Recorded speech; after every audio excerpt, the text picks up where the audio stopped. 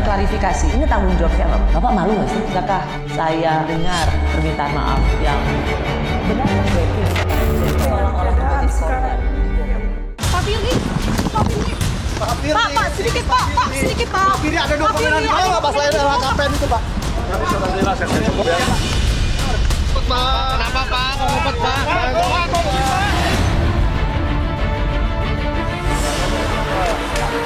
Menetapkan Saudara FB selaku Ketua KPK RI sebagai tersangka dalam perkara dugaan tindak pidana korupsi. Saya menyatakan di setiap kesempatan bahwa saya tidak pernah melakukan pemerasan kepada siapapun. Dan saya juga tidak pernah terlibat terkait dengan suap menyuap dan gratifikasi kepada siapapun. Ada orang berani berbuat kejahatan tidak pidana korupsi di level yang tertinggi, yaitu pemerasan. Pastilah diyakini dia sudah sering berbuat kejahatan-kejahatan tidak pidana korupsi lainnya.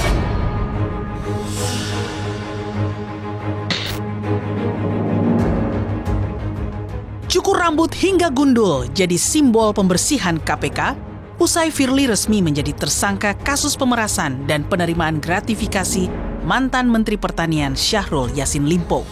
Cukur itu adalah membersihkan, ya, jadi kita membersihkan kepala, membersihkan KPK.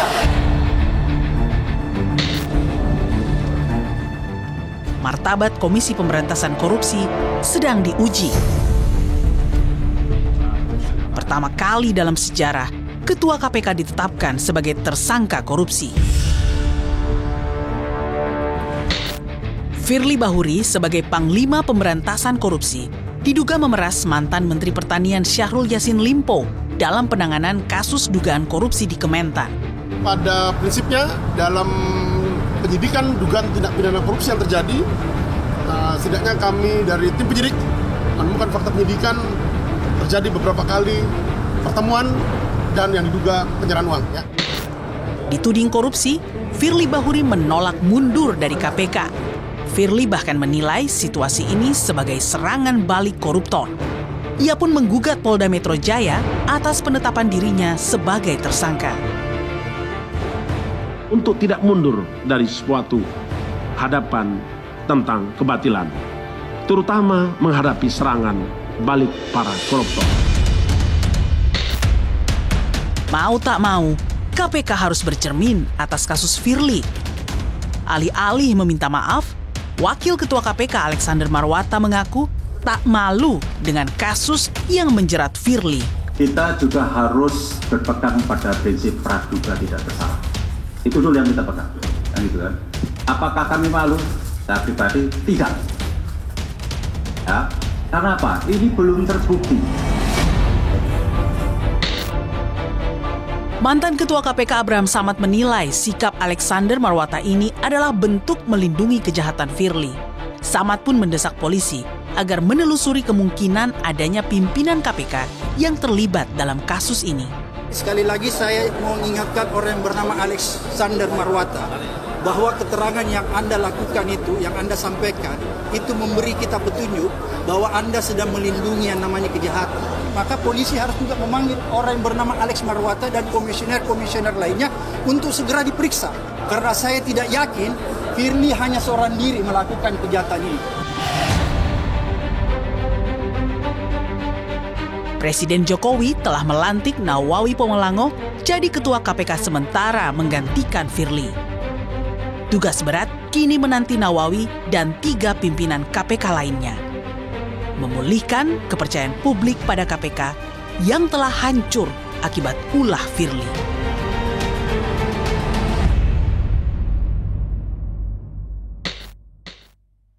Selamat malam. Saya sudah bersama Ketua KPK periode 2015-2019, Bapak Agus Raharjo. Pak Agus, terima kasih. Pak Agus sebagai Ketua KPK di periode 2015-2019, persis sebelum Ketua KPK yang jadi tersangka yaitu Firly Bahuri menjabat. Pak Agus, saya mau tanya dulu, apa yang Anda lihat dari lembaga anti rasuah ini yang pernah Anda pimpin sekarang?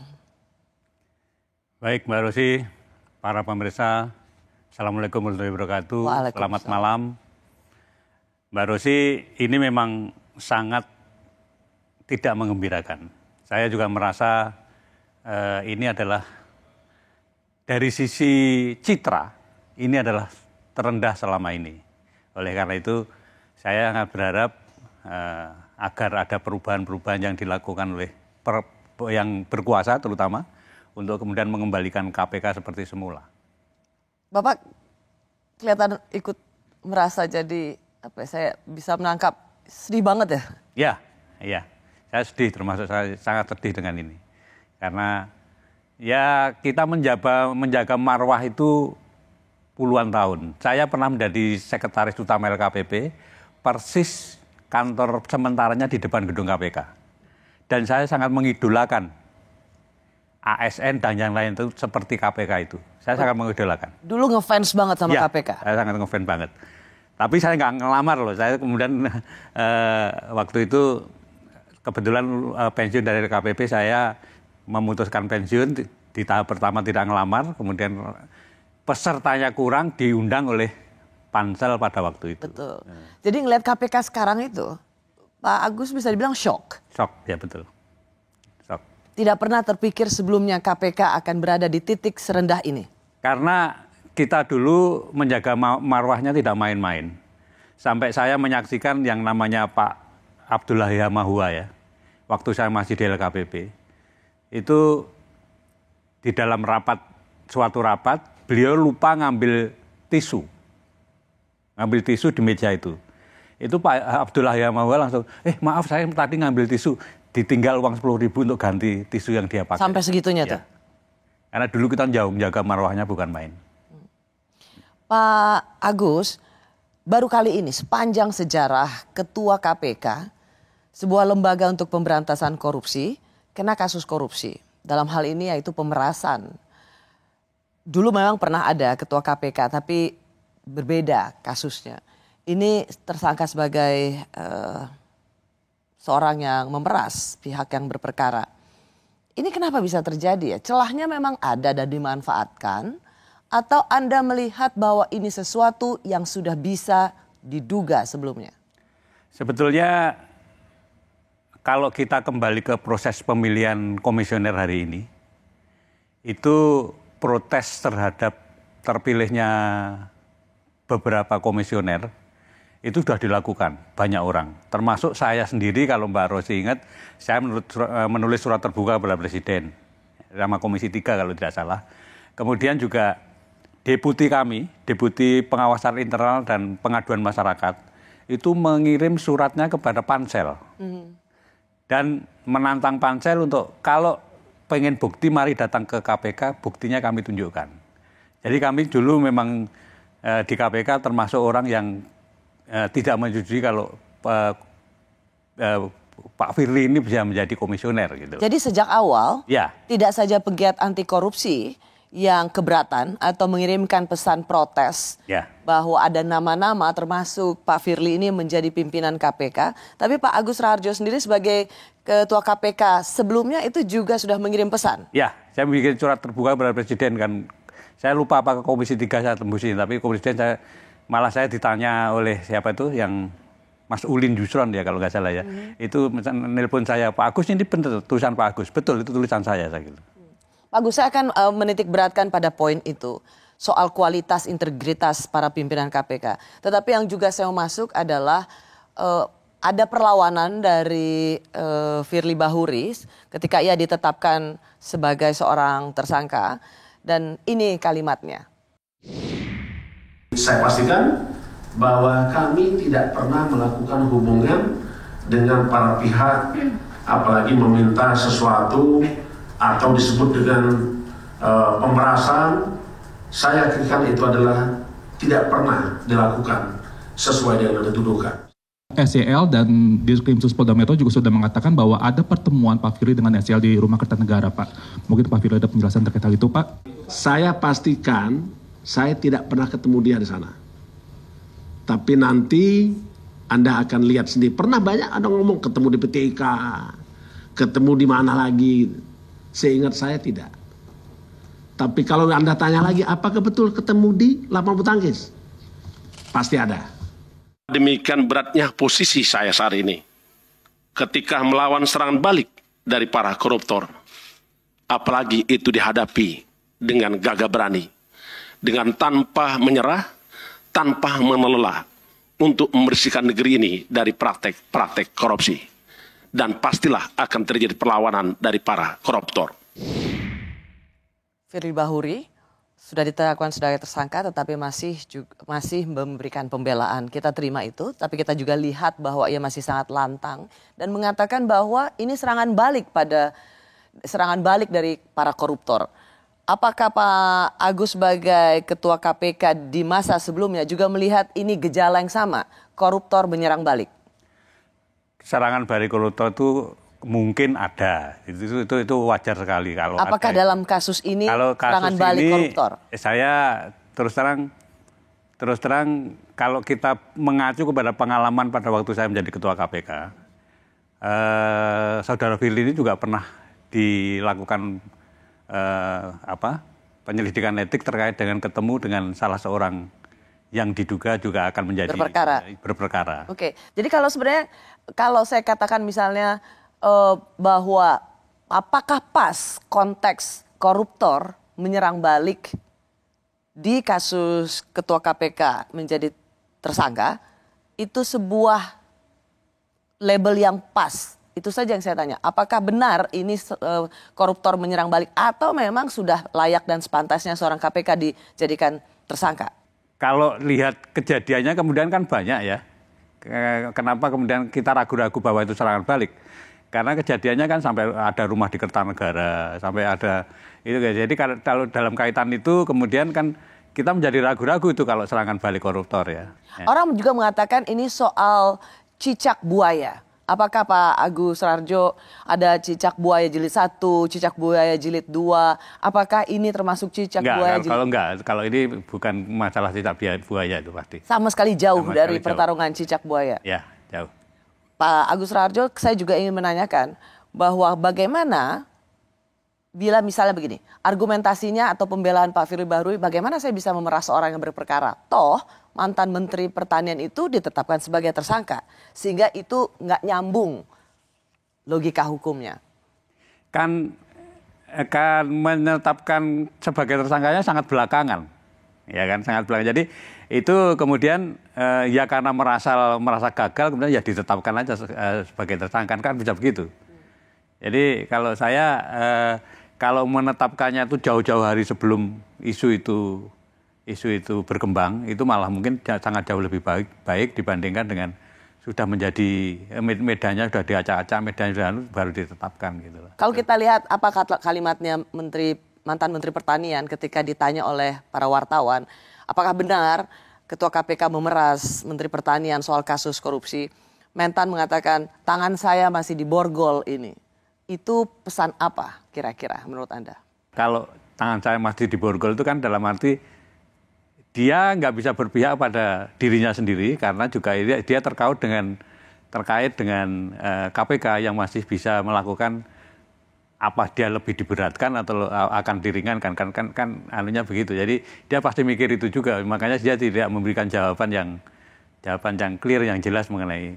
Ia tidak dapat mengatakan yang sebenarnya karena tangannya masih diborgol di KPK. Baik, penetapan status tersangka tak membuat Firly Bahuri gentar. Ia melawan karena yakin dalang penetapannya sebagai tersangka adalah Kapolda Metro Jaya. Apakah ini menandakan perang bintang mantan pejabat KPK asal Polri? Saksi-saksi yang diperiksa oleh pihak penyidik Polda itu diminta buat pengakuan, ada penerimaan, ada penyerahan, dan itu pun mereka bantah gitu. Pertanyaan kepada Pak Firly hanya sebatas pertanyaan yang sangat normatif terkait dengan riwayat jabatan, riwayat penempatan gitu kan. Nah ini menjadi sebuah proses hukum yang janggal gitu. Tahu-tahu Pak Firly ditetapkan sebagai tersangka dan semuanya di framing seolah-olah Pak Firly ini menjadi tokoh jahat, ya, yang melakukan kejahatan tersebut karena jabatannya. Masih bersama saya mantan Ketua KPK, Agus Raharjo. Ia pernah menangani perkara korupsi mega proyek IKTP yang merugikan negara 2,3 triliun rupiah. Ketua KPK sebelum Firly Bahuri. Pak Agus, kuasa hukum dari Firly Bahuri mengatakan bahwa semua saksi-saksi yang diperiksa, polisi mengatakan 90 saksi, itu semuanya normatif. Tidak ada saksi yang mengatakan melihat Firly Bahuri menerima. Firly Bahuri juga mengatakan tidak pernah menerima sesen pun. Seberapa susah atau seberapa mudah sesungguhnya membuktikan ada pemerasan yang dilakukan oleh Ketua KPK pada pihak yang berperkara?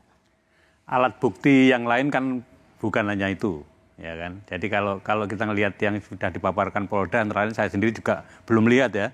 Tapi antara lain pencairan uang, kemudian sampai sebesar 7 miliar di beberapa. Itu nanti kan bisa ditelusuri dari mana asalnya, dari mana. Itu relatif lebih mudah untuk mencari pembuktiannya. Kemudian saya sebetulnya pengen mengatakan bahwa sebetulnya kasus Pak Firly ini bermula dari, kalau saya boleh menyalahkan, ya Pak Jokowi. Kenapa Presiden Jokowi? Karena tone of the top-nya kelihatannya di periode kedua Pak Jokowi itu sangat menurun untuk pemberantasan korupsi. Anda ingat revisi Undang-Undang KPK dilakukan. Padahal yang lebih penting itu bukan itu kalau kita mau memberantas korupsi. Kalau kita mau memberantas korupsi, sebetulnya yang perlu direvisi itu malah Undang-Undang nomor 31 tahun 1999, Undang-Undang Pemberantasan Tipikor.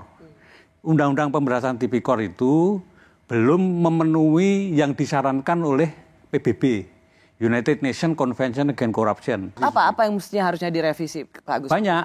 Jadi salah satu yang paling prioritas. Termasuk private sector, perampasan aset, illicit enrichment, trading influence. Oke, perampasan aset memang sampai saat ini masih terus menjadi. Dan sebetulnya nggak usah sendiri, itu harus masuk dalam Undang-Undang Pemberantasan Tipikor. Semuanya termasuk itu. Jadi kalau itu yang dilakukan, bukan ngutik-ngutik Undang-Undang KPK-nya, itu akan anti korupsi di Indonesia relatif akan lebih baik. Nah, kalau kita masuk kembali ke kasus ini, saya nanti akan masuk ke situ juga. Ini mengapa kerusakan penegakan hukum terjadi, terutama pemberantasan korupsi ini bisa terjadi. Kalau kita lihat Pak Agus, Ketua KPK sudah jadi tersangka, tetapi tidak ditahan. Padahal selama ini KPK sendiri kalau menetapkan seseorang menjadi tersangka, ia diberhentikan karena seperti biasa, polisi juga begitu. Tapi mengapa ini tidak berlaku pada seorang Firly Bahuri? Ya sebetulnya kalau menetapkan tersangka langsung ditahan itu biasanya di KPK, tapi Polda sendiri apakah punya praktek seperti itu karena ini yang mentersangkakan kan Polda. Ya kan? Tapi sudah dinaikkan ke Dirkrimsus Mabes Polri. Nah, jadi Polda kemudian Mabes Polri memang yang bersangkutan menjadi tersangka. Oke, pertanyaannya adalah begini, karena kemudian ini yang dikatakan oleh Ketua KPK sekarang yang sudah ditunjuk oleh Presiden Jokowi. Ada soal penetapan tersangka kasus korupsi rel kereta, di mana kemudian namanya Muhammad Suryo ditetapkan sebagai tersangka. Dan Ketua KPK pada waktu itu yang sudah jadi tersangka ikut menetapkan tersangka 3 orang, yaitu Alexander Marwata sama Yohanes Tanak. Menurut Anda, apakah seseorang yang sudah ditetapkan sebagai tersangka ikut menetapkan seseorang menjadi tersangka itu cacat moral, ilegal? Kalau saya itu termasuk cacat moral, saya setuju dengan Pak PLT ketuanya sekarang. Jadi mestinya dia tidak ikut menetapkan kalau sudah menjadi tersangka. Tetapi itu dibiarkan di KPK.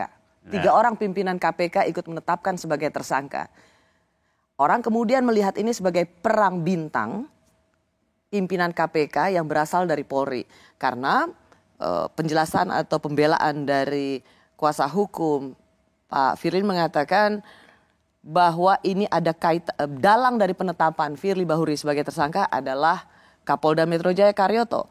Dan yang saat ini juga dianggap punya kedekatan dengan yang menjadi tersangka. Ini beneran perang bintang. Ya itu kalau melihat seperti itu memang saling sandera kelihatannya. Saling sandera. Ya, saling sandera karena di sini juga ada info-info yang terkait dengan tadi Pak Suryo tadi. Kemudian ya, jadi kalau saling menetapkan tersangka seperti itu ya seperti saling sandera. Nanti kita lihat aja berikutnya mengenai pembuktian itu pasti kan mereka tidak bisa menghindar dari proses pengadilan yang akan datang. Mengapa ini mencemaskan? Karena ternyata penegakan hukum itu sangat erat kaitannya dengan politis. Apakah Pak Agus juga melihat ini? Iya. Jadi menjadi ketua KPK itu terutama yang bukan polisi beratnya di situ. Jadi ketua KPK yang bukan polisi, yang bukan beratnya polisi, seperti saya. Itu bisa aja kasus itu bisa dicari-cari gitu loh. Supaya saya punya kasus. Ada itu. Ya, jadi, kaitannya sama ini yang dua ketua KPK-nya dari polisi dan kemudian ditersangkakan atau punya kaitannya dengan Kapolda Metro Jaya yang waktu itu juga menjadi deputi di KPK. Ini kan apakah ini perang bintang polisi? Kalau ini bisa dikatakan perang bintang dalam arti dua orang sudah tidak ada kecocokan gitu ya. Padahal bersama-sama di KPK. Padahal sama-sama di KPK. Kemudian dua orang nggak punya kecocokan, masing-masing kemudian punya data. Yang satu punya data yang satunya, yang satu juga begitu. Jadi begitu dimulai dengan penetapan Pak Firly, pasti Pak Firly juga punya data mengenai Pak Karyoto. Jadi ini ya oleh karena itu saran saya ya kita tunggu aja nanti pengadilan kemudian memutuskan seperti apa. Karena datanya ini kan masih masing-masing kan masih samar-samar ya. Pak Agus, Pak Firly itu tidak mau mengundurkan diri. Ia kemudian sudah diberhentikan sementara oleh Presiden, ada PLT, tapi ia tidak mengundurkan diri. Semula Alexander Marwata mengatakan ada azas praduga tidak bersalah. Ia masih tetap bisa punya akses ke KPK. Meskipun sekarang aksesnya setelah diberhentikan sementara, ia diperlakukan sebagai tamu. Berbahayakah seorang tersangka pemerasan masih bisa berada di sekeliling KPK? Meskipun disebutkan aksesnya hanya sebagai tamu. Ya itu termasuk hal yang mungkin harus dibenarkan oleh teman-teman KPK. Jadi sebaiknya ya yang bersangkutan tidak punya akses lagi di KPK. Dan dalam hal ini Dewan Pengawas kan harus juga berperan. Apa yang Anda desak dari Dewas? Saya berharap Dewas ini juga harus lebih keras karena saya melihatnya bahkan dulu ada yang namanya pengawas internal itu lebih kuat, lebih keras dibandingkan dengan Dewas hari ini. Dulu Pak Saud pernah disidang, saya pernah disidang gitu kan. Yaitu terkait dengan pelanggaran-pelanggaran kecil yang sebetulnya tidak perlu terjadi, tapi dilakukan sidang oleh pengawas internal. Nah ini kelihatannya kok masyarakat sudah protes, tapi Dewas kemudian masih ayam aja enggak. Mudah-mudahan langkah terakhir untuk menyelamatkan itu bisa dilakukan oleh Dewas. Yaitu tadi kalau perlu memperkuat, kemudian tidak perlu masuk kantor, atau kalau masuk kantor di ruang tamu nggak perlu, itu harus dilakukan oleh Dewas. Hanya sebatas itu, bukan sanksi diberhentikan tidak dengan hormat, diberhentikan dengan tidak hormat. Saya terus terang belum melihat kewenangannya Dewas kalau sampai memberhentikan komisioner ya. Tapi saya perlu pelajari lagi apakah memang dia mempunyai wewenang untuk itu, untuk memberhentikan komisioner.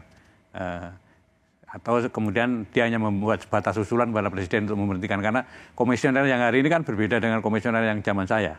Komisioner hari ini adalah termasuk aparatus eksekutif, jadi di bawahnya Presiden. Beda dengan saya dulu, kalau saya kan bertanggung jawabnya pada masyarakat, bukan kepada Presiden. Baik. Kasus Firly membuat publik semakin sulit percaya pada KPK. Pimpinan KPK dianggap tidak memiliki integritas yang mumpuni. Siapa yang membuat KPK jadi seperti ini?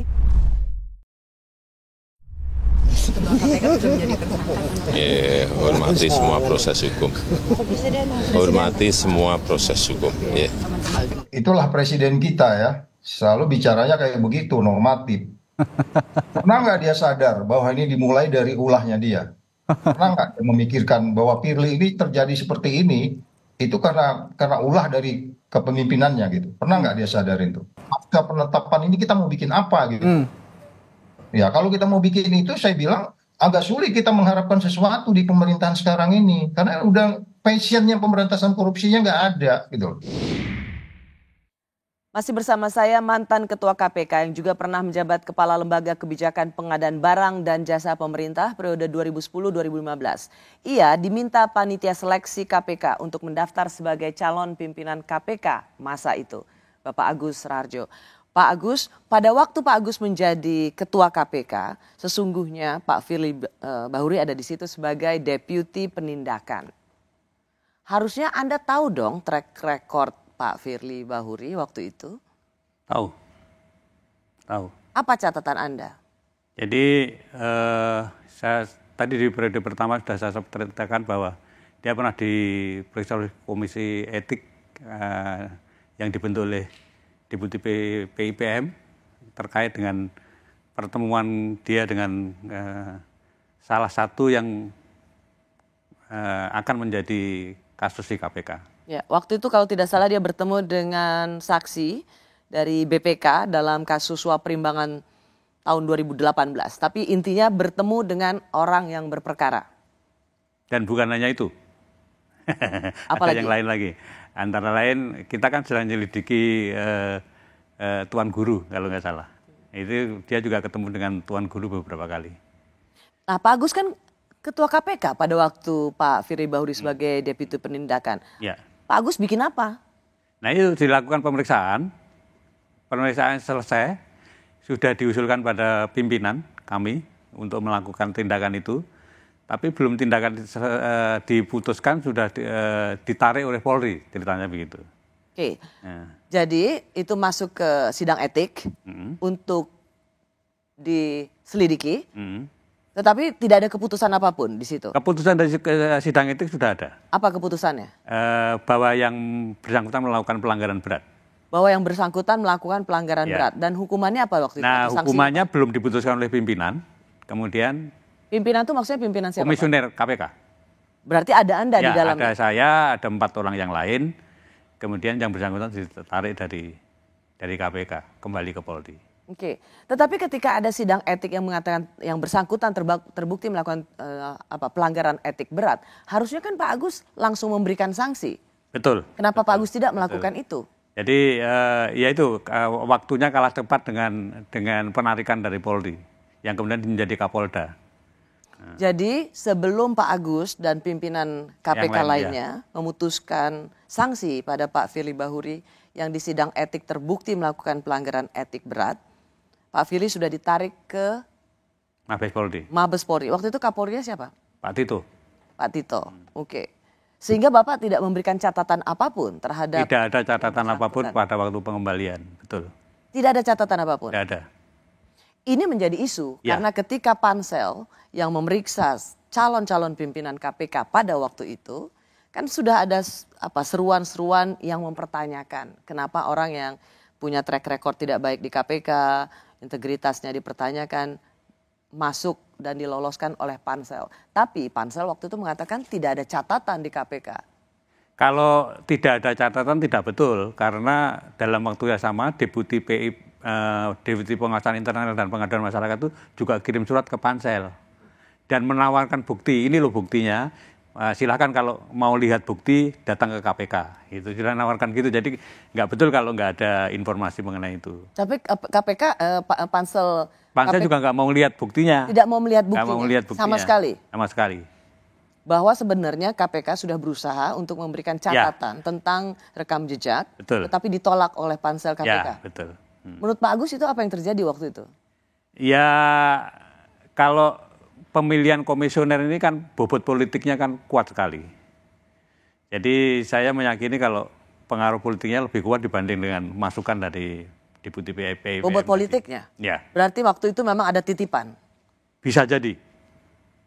Kalau kita kembali tadi apa yang menjadi fakta yang terjadi di internal KPK pada masa Pak Agus Raharjo menjadi ketua KPK dan Deputi Penindakan waktu itu Pak Firly Bahuri memang terbukti melakukan tindakan pelanggaran etik berat, Pak Agus tidak sempat memberikan sanksi, padahal Pak Agus punya otoritas untuk itu, tetapi sudah keburu ditarik oleh Mabes Polri. Maksudnya waktu itu memang Mabes Polri ingin menyelamatkan Firly Bahuri? Ya saya pikir bukan hanya Mabes Polri mungkin ya, banyak pihak yang terkait dengan politik pada waktu itu juga mungkin berkepentingan terhadap itu. Jadi tidak satu-satunya mungkin Mabes Polri itu, banyak pihak juga. Dan di samping surat secara resmi dari Deputi PIPM tadi, saya juga membuat surat terbuka kalau Anda ingat kepada Presiden mengenai, mohon maaf saya menyebutkan jangan menerima Firly sebagai komisioner KPK. Jadi itu surat terbuka itu dibaca banyak orang pada waktu itu. Ya, jadi Pak Agus Raharjo sendiri selaku Ketua KPK periode sebelum Pak Firly Bahuri sempat menulis surat kepada Presiden. Ya, surat terbuka. Surat terbuka. bahwa jangan memilih Pak Firly sebagai pimpinan KPK. Ya. Waktu itu catatannya karena track record di KPK saat menjadi deputi penindakan. Ya. Tetapi itu tidak didengar. Nggak didengar. Artinya sekarang kalau apa yang terjadi pada KPK di bawah pimpinan Pak Firly Bahuri dan kemudian Pak Firly menjadi tersangka, itu sesuatu yang mengejutkan Pak Agus nggak? Ya sebetulnya tidak, walaupun pada waktu awal-awal masuk Pak Firly termasuk marah kepada saya, kenapa Bapak mau digantikan orang malah tidak memuluskan jalannya, malah kelihatan menghambat dan mencegah saya masuk gitu. Jadi Pak Firly termasuk yang marah pada saya. Tapi poin saya juga sebetulnya tone-nya kan bukan hanya untuk Pak Firly. Kalau komitmen dari pemerintah itu terhadap anti korupsi kurang. Anda mungkin ingat yang namanya terjadi revisi undang-undang KPK. Saya tadi bilang mestinya yang direvisi itu undang-undang tipikor. Oke, tapi saya ingin masih mempertanyakan. Jadi kalau lolosnya orang-orang yang tidak berintegritas bisa masuk jadi pimpinan KPK, itu tanggung jawab siapa? Ya yang harus bertanggung jawab, apalagi sekarang eksekutif aparatus ya presiden. Kemudian yang level berikutnya ya pansel. Bahwa itu ada tekanan politik di kiri kanan yang kemudian memaksa mereka menerima itu ya salah satu yang harus menjadi saringan mereka sebetulnya. Karena Anda sendiri merasa sudah melakukan upaya semaksimal mungkin untuk memberikan catatan bahwa ada orang-orang yang tidak layak untuk menjadikan pimpinan KPK. Ya. Tapi untuk Pak Agus sendiri, masukannya dari dalam KPK mestinya kan sangat valid. Pak Agus sendiri punya peran penting. Karena pada waktu Pak Agus menjadi ketua KPK, ada deputi penindakan yang sangat fatal sekali dan strategis tugasnya, ketemu dengan orang berperkara dan tidak cuma sekali, Pak Agus sebagai ketua KPK tidak melakukan apa-apa. Ya. Komisioner KPK pada waktu itu ya tidak melakukan apa-apa. Jadi ketika ada orang yang tidak punya integritas kembali masuk dengan leluasa ke KPK, itu tidak pernah lepas dari pimpinan sebelumnya. Ya, kami termasuk salah. Bapak mengakui bahwa Bapak dan pimpinan komisioner lainnya salah. Ya.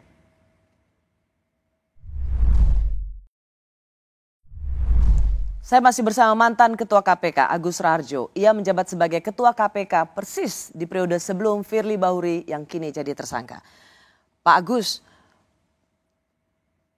waktu itu Bapak kan juga Ketua KPK, ya. Dan sekarang pimpinan KPK itu dianggap sebagai mereka yang penuh kontroversi, justru dan dijadikan sebagai alat politik kekuasaan.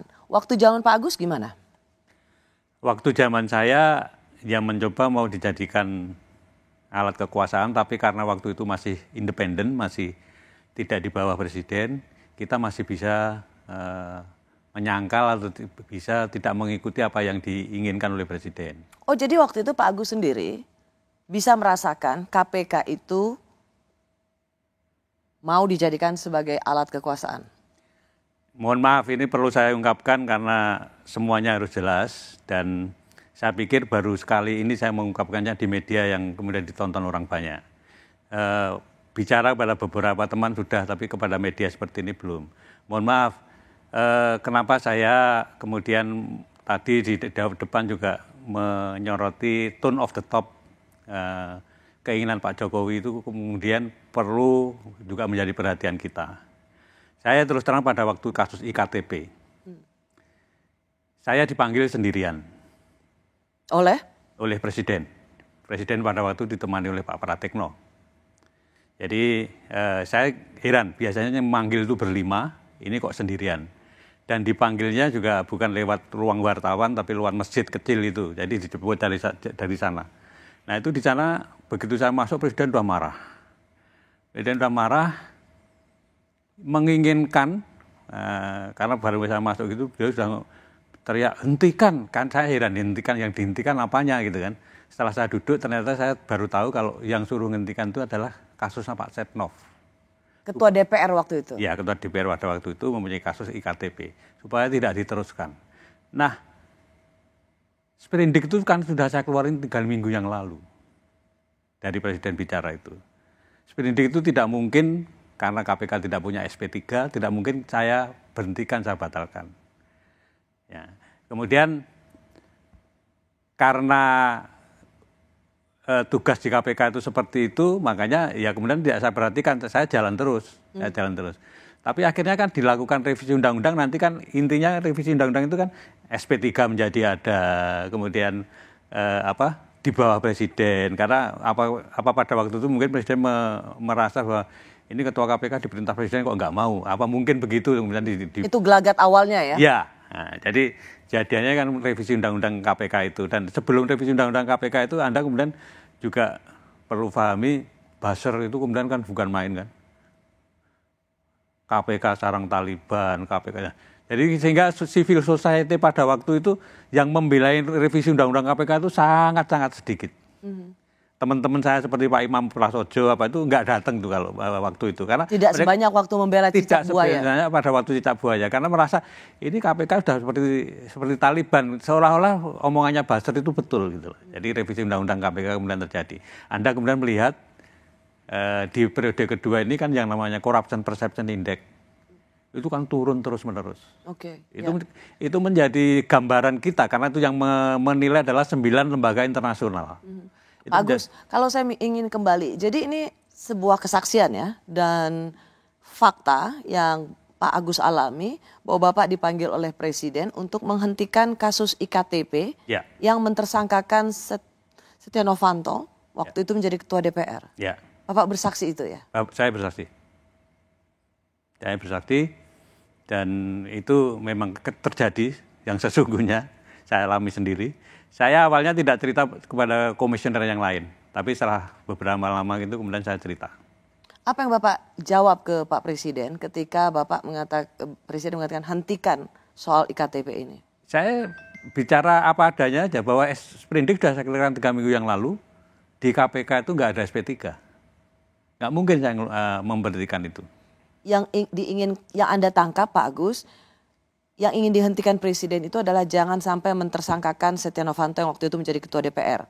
Karena Presiden waktu itu juga nanya kepada Pak Menseknek, Pak Sarasik, sprindik itu apa toh gitu. jadi itu kejadiannya pada waktu itu. Dan akhir dari pertemuan itu apa Pak? Yang nggak ada apa-apa. Saya diperintahkan nggak mau ya sudah, saya pulang begitu aja. Dan Bapak kemudian melihat time frame-nya atau waktu demi waktu, bagaimana kemudian ada pelemahan KPK. Salah satunya dari kesaksian yang baru saja Pak Agus Rarjo katakan bahwa memang karena pimpinan KPK independen, tidak bisa diperintah oleh kekuasaan, maka dengan cara mengubah undang-undang KPK lah pimpinan KPK dapat diatur. Ya. Itu salah satu yang setelah kejadian revisi undang-undang KPK kemudian menjadi perenungan saya. Oh ternyata pengen KPK itu bisa diperintah-perintah gitu. Setelah itu bagaimana relasi Pak Agus dan pimpinan KPK lainnya dengan istana? Pada waktu revisi undang-undang KPK semua orang mungkin tahu. Pengen ketemu nggak diizinkan. Bahkan bukan hanya ketemu Presiden, ketemu Menteri Kumham saja tidak diizinkan. Pimpinan KPK waktu itu? Jadi itu yang kami rasakan. Kemudian saya kemudian diajak Pak Laude Muhammad Syarif ya, ketemu dengan Menteri Kumham, tapi draftnya juga nggak ditunjukkan. Jadi sampai terakhir tuh kami nggak tahu sebetulnya yang direvisi ini apa, itu kita nggak tahu. Itu kejadian yang kami alami terakhir kami di KPK. Jadi seperti pimpinan lembaga negara pemberantasan korupsi yang kemudian terasingkan. Ya.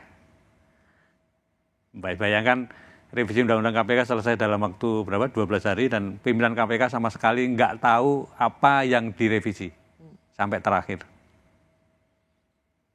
Pak Agus, dengan reputasi pimpinan KPK saat ini, ketuanya sudah menjadi tersangka, sekarang ada ketua nonaktif, ada komisioner KPK yang membela ketua KPK yang jadi tersangka, lalu ada komisioner KPK yang juga sudah diperiksa Dewas berhubungan dengan pihak yang berperkara, tapi alasannya di Dewas chatnya sudah terhapus.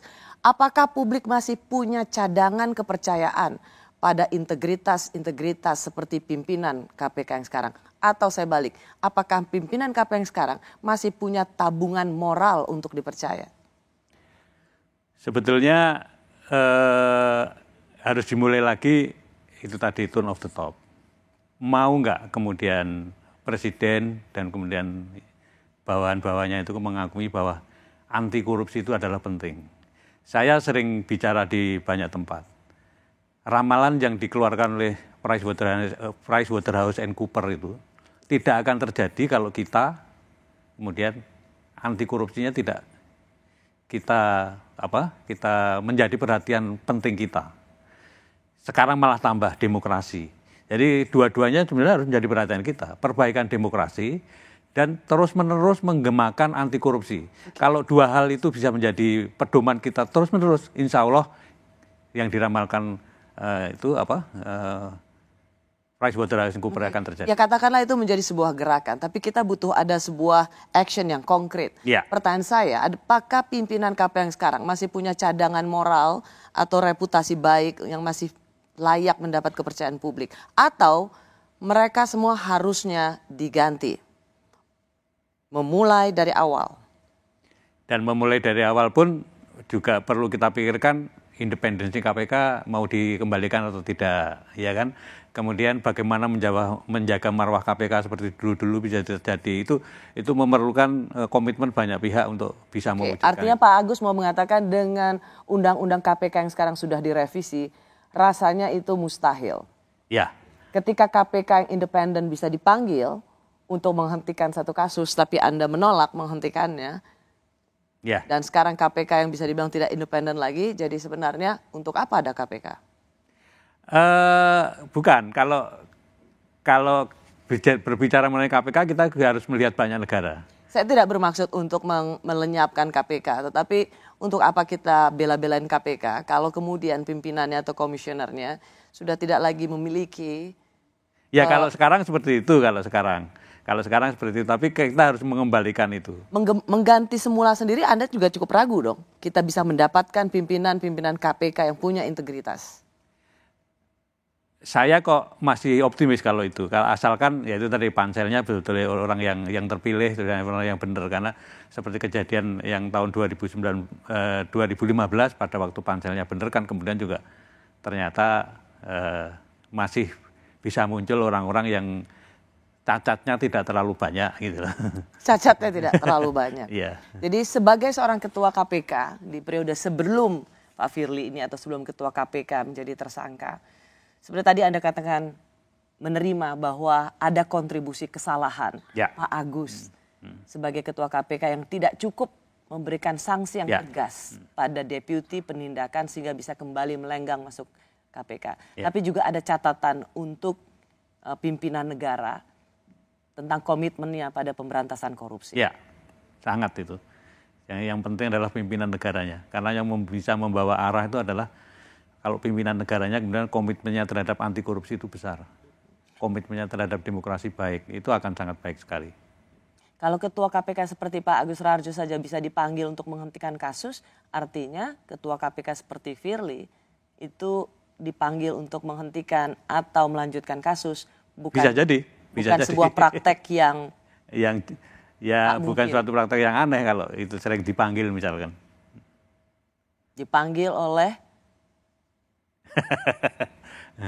Dipanggil oleh yang lebih berkuasa tentunya. Untuk menghentikan atau melanjutkan satu kasus. Jadi benar dong KPK sekarang alat kekuasaan untuk menginjek orang? Ya bisa jadi itu loh. Karena karena itu, yang sangat penting kan itu tadi kan, yang memberikan tone tadi kan, itu kan pimpinan negara. Baik, Pak Agus, terima kasih untuk penjelasan Pak Agus, dan saya rasa ini sesuatu yang sangat baru sekali ketika ternyata Pak Agus sebagai ketua KPK pernah dipanggil untuk menghentikan penyelidikan kasus IKTP, menghentikan penersangkaan Setia Novanto. Sayangnya itu saya ungkapkan pada waktu menjelang kampanye kedua ya, karena waktu itu saya juga masih milih Pak Jokowi. Apa hubungannya? Kalau misalkan saya sampaikan kan mungkin pengaruhnya besar. bahwa Pak Jokowi kurang anti korupsi gitu kan pengaruhnya kan besar. Baik Pak Agus, terima kasih. Saya juga ikut mendoakan semoga Ibu cepat sembuh. Insya Allah, amin, amin. Terima kasih Pak Agus Raharjo. Terima kasih bagi Anda juga yang sudah menyaksikan program Rosi. Saya Rosiana Silalahi, undur diri. Kita jumpa Kamis depan. Selamat malam. Malam. Atur nuhun Pak Rosi, aku tak langsung pamit ya.